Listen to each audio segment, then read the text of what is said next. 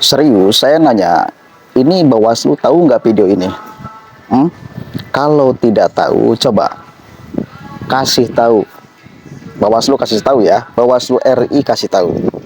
Ini masuk pelanggaran kampanye atau tidak?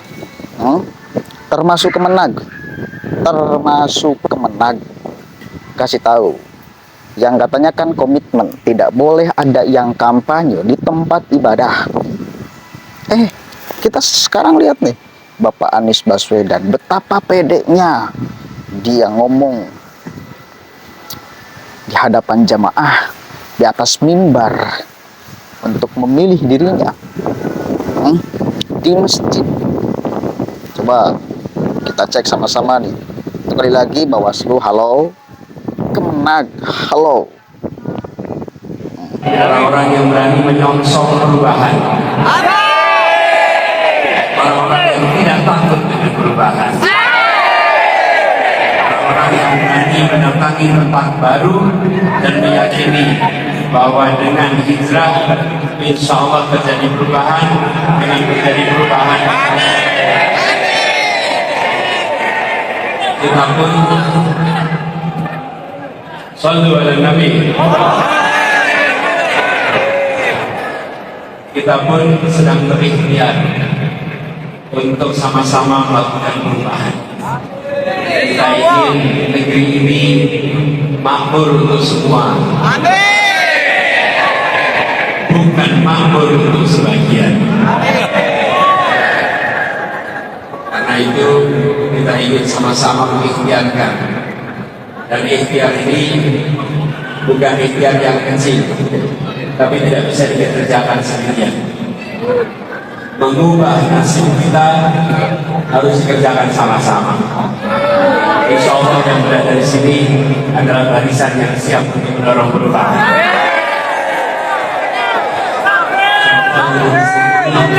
Yang mungkin menjadikan momentum bulan depan, momentum lakukan perubahan. Dan kita tahu perubahan itu,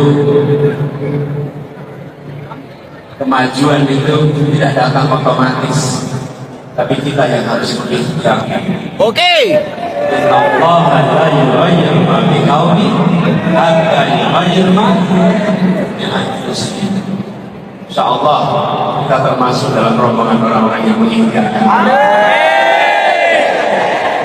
Saya menyampaikan rasa terima kasih, rasa syukur, alhamdulillah bisa berjumpa bersama di sini, walaupun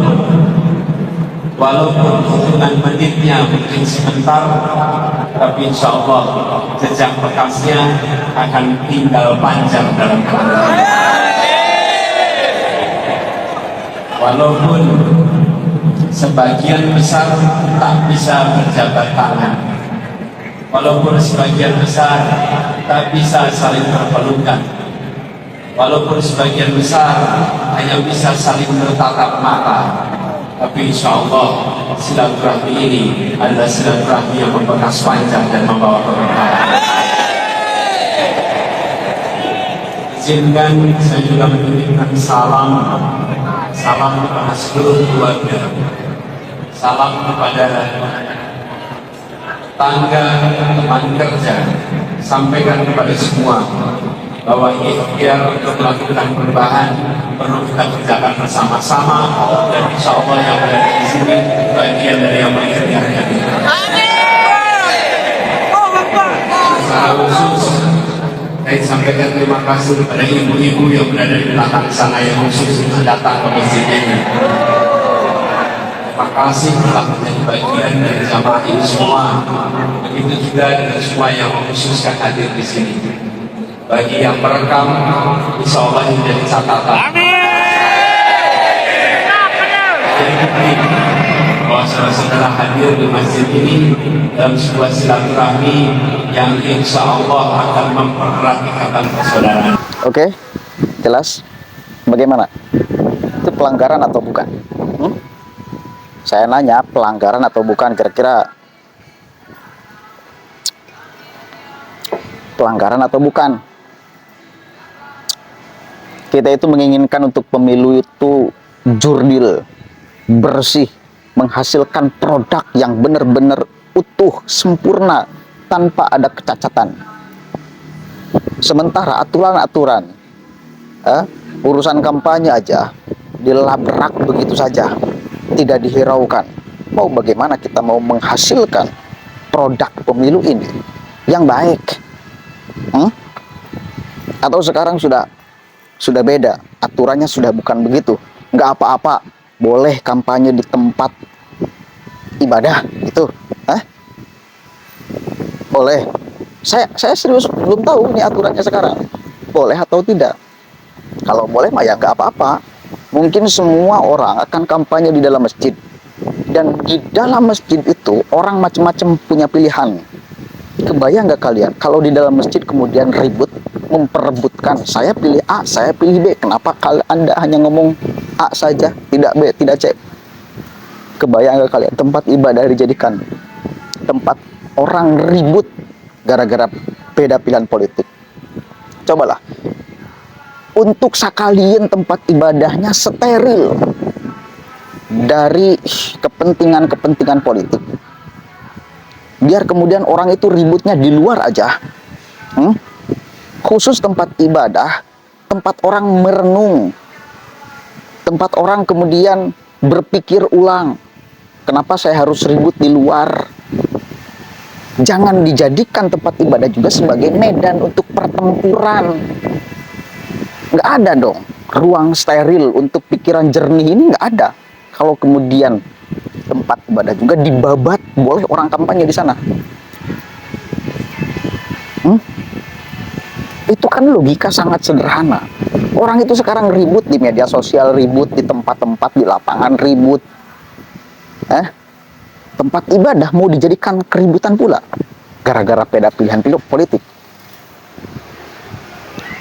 Saya tidak bisa membayangkan, misal ada mimbar sedang khutbah lalu ngomongin tentang capres. Kebayang nggak kalian? Bisa nggak itu kejadian? Bisa, sangat mungkin terjadi, dan udah terjadi. Dan efeknya apa? Impactnya apa? Mau bagaimana orang kemudian menghadirkan keikhlasan di dalam beribadah ketika ada capres pilihannya tidak disebutkan, hanya menyebutkan pilihan sang khatib, sang penceramah. Kebayang nggak kalian?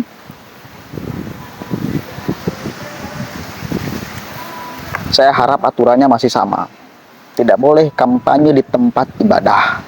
Kalau melanggar, tegur dong oleh Bawaslu. Halo Bawaslu, tegur dong.